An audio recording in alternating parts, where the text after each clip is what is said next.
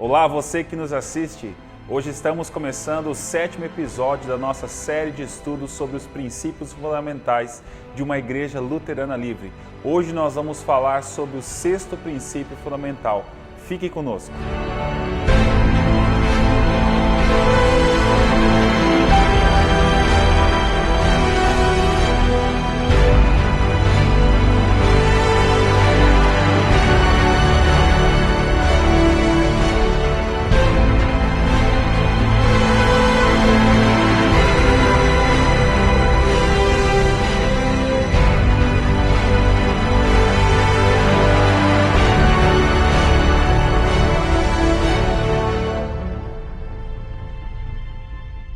Seja muito bem-vindo, nós somos da equipe Drell e nós estamos estudando os princípios fundamentais de uma igreja luterana livre. Hoje nós vamos falar e estudar um pouco mais sobre o 6º princípio fundamental, que fala sobre os dons espirituais na congregação. O 6º princípio fundamental fala que a igreja livre reconhece e aprecia todos os dons espirituais que o Senhor dá para a sua edificação. E ela procura estimular e encorajar o uso deles. Os nossos fundadores, eles criam de todo o coração na doutrina do Novo Testamento sobre o sacerdócio de todos os crentes, onde a igreja é um corpo vivo e Deus deu dons espirituais para cada membro desse corpo, para que eles pudessem usar esses dons para a edificação um dos outros, para o crescimento, para o avanço, para a maturidade da igreja. E esse não era apenas um movimento em oposição ao sistema que existia em sua época, mas era uma convicção nascida do Espírito e enraizada na palavra no Novo Testamento e o exemplo bíblico sobre as congregações e sobre a vida dos membros. A visão de Sverdrup sobre congregações livres e vivas não apenas incluía a questão de pessoas treinadas e capacitadas para servirem como pastores, para servirem como os líderes na congregação, mas também no trabalho dos leigos, todos envolvidos para o avanço do reino. Sverdrup sempre enfatizava que uma congregação não está organizada ao menos que haja trabalho para todos. E isso só é possível quando a congregação aprecia, reconhece, estimula e encoraja o uso desses dons para a edificação da igreja. Sverdrup estava convencido de que o funcionamento correto da congregação requer o uso de todos os dons espirituais disponíveis. Acompanhe agora a sua citação. Os dons e poderes do Espírito devem ser usados. Nenhum dom deve permanecer sem uso. Nenhum talento deve ser enterrado. Todos são considerados importantes. Homens, mulheres e crianças, jovens e idosos, todos devem se unir, pois essa é a exigência da liberdade e do Espírito. É muito fácil, muitas vezes, nos enganarmos e pensarmos que os dons espirituais, eles são dados apenas àqueles que são os membros mais espirituais dentro da igreja, dentro da congregação. Mas nós vemos claramente que esse não é o ensino bíblico. Em 1 Coríntios, o apóstolo Paulo fala que o Espírito Santo concedeu dons a cada crente. Acompanhem comigo 1 Coríntios 12, versículo 4 e versículo 7. Ora, os dons são diversos, mas o Espírito é o mesmo. A manifestação do Espírito é concedida a cada um visando a um fim proveitoso. Então o ensino bíblico é que os dons são dados a todos, não apenas a um grupo seleto, não apenas a alguns indivíduos, mas o Espírito Santo derrama os dons sobre todos que fazem parte da congregação. O que são os dons espirituais? Como eles devem ser usados?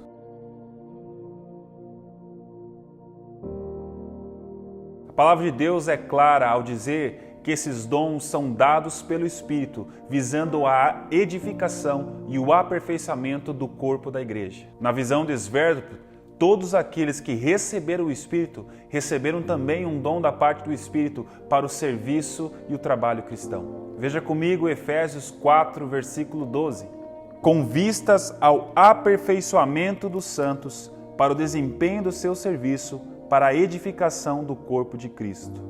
Os dons, eles nunca devem ser enterrados, mas sim continuamente usados para o serviço e para a edificação dos membros e da igreja. Sverdrup acreditava que a liberdade cristã, ela se evidencia através do serviço. Em Cristo Jesus, nós somos libertos para servir a Deus, para servir a Cristo, para servir a igreja, servir a congregação, servir aos membros e servir a todos aqueles que estão ao nosso redor, que fazem parte do nosso dia a dia. Pastores e leigos devem estar trabalhando juntos, glorificando a Cristo através dos seus dons, abençoando a sua igreja, abençoando a sua congregação e também abençoando a todos aqueles que estão ao seu redor. Na variedade e no uso correto dos dons espirituais, a liberdade do Espírito revela o seu verdadeiro triunfo. Aqui há espaço para o trabalho e a ajuda para todos, se eles permitirem que o amor governe e o Espírito guie, para que tudo seja feito para a edificação. Há dons para falar publicamente, há dons para falar em particular, há dons para orar e dons para admoestar. Há dons para visitar que confortam os que sofrem, ajudam os aflitos. Há dons para vestir os nus, alimentar os famintos, aliviar o sofrimento. Existem dons para organizar cultos e construir igrejas, reunir dinheiro e conduzir todas as coisas em uma ordem adequada. Apenas uma coisa é essencial: que tudo seja feito no Espírito certo. Portanto, a congregação livre é uma verdadeira congregação cristã porque há espaço para os dons do Espírito. Não é necessário que todos esses dons sejam utilizados pela congregação pelo estabelecimento de cargos e eleições. A congregação não precisa chamar ou eleger quem deve oferecer oração. Ela pode reunir sobre si mesmo quem quiser e orar por eles. A congregação não precisa designar essa ou aquela mulher para visitar sua irmã doente e necessitada. Ela pode ir a quem quiser no amor do Espírito de Cristo. Mas é necessário que a congregação incentive homens e mulheres a esse trabalho e atividade. Você pode notar que as opções e as possibilidades dos usos dos dons são diversas. Nós podemos aplicar isso de diversas maneiras na realidade de cada congregação, contanto apenas que nós estejamos usando esses dons para glorificar a Cristo e edificar a igreja. O quão importantes são esses dons espirituais para a congregação?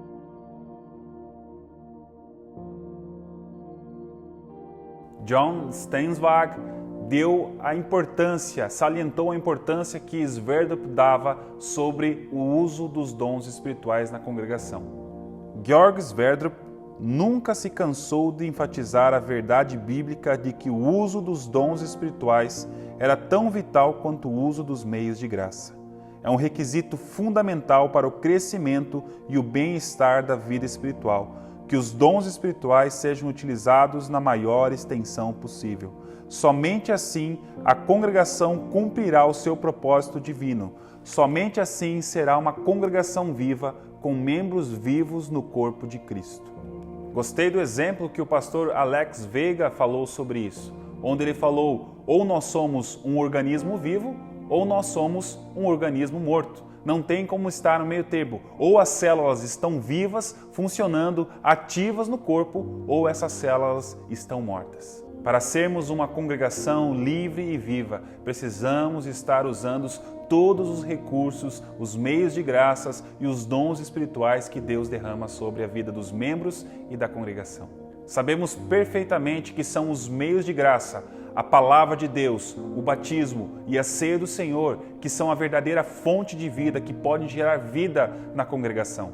Porém, os dons espirituais também são vitais para a vida espiritual da igreja, para a vida espiritual da congregação e dos membros. Porém, eles precisam ser entendidos de uma maneira diferente.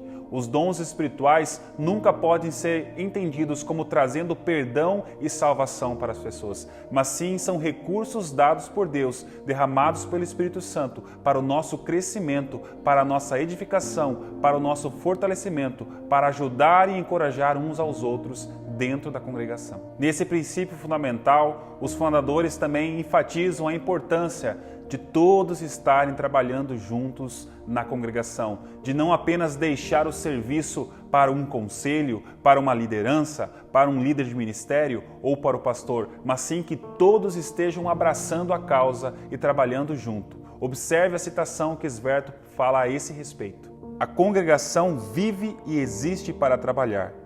A congregação não está organizada a menos que haja trabalho para todos. Não há congregação onde uma reunião de pessoas contrate um pastor para trabalhar para eles, para que possam ficar livres de suas responsabilidades. Não. A congregação pode ser comparada dessa maneira com um coral musical que deve ter um regente para liderar e instruir.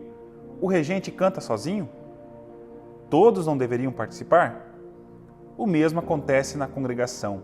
É uma reunião de servos de Deus que trabalham para o reino de Deus pela causa de Cristo.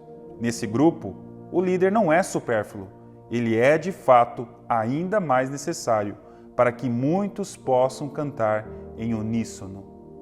Esse é o retrato da congregação viva, uma congregação onde os dons espirituais são estimados, valorizados e todos os membros cantam junto em um coral harmonioso. Esse é o espírito da Igreja Luterana Livre, que ela possa estar apreciando todos os dons derramados pelo Espírito na vida dos membros e encorajando o uso deles para a edificação desse corpo. Estamos chegando ao fim da nossa lição e eu quero ainda deixar com você uma última citação de Georg Sverdrup sobre o assunto.